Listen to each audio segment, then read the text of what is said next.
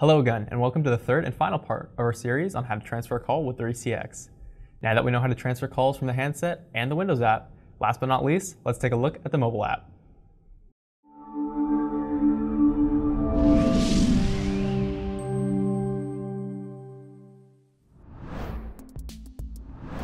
After receiving a call from the mobile app, you will see the transfer button.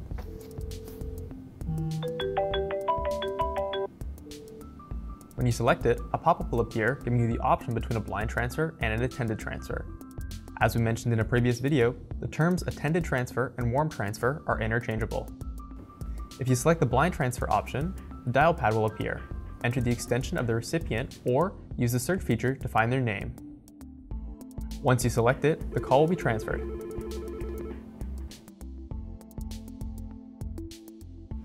The process is largely the same when completing a warm transfer.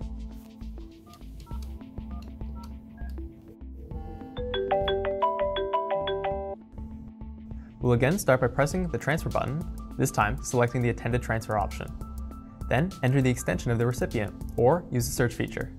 Once the recipient is selected and answers, they can either confirm or reject the call. If they take the call, press the transfer button again. The call will then be forwarded. At this point, the caller and the recipient have been connected, and the receptionist will be disconnected. Well, that wraps up our three-part series covering how to transfer with the ECX.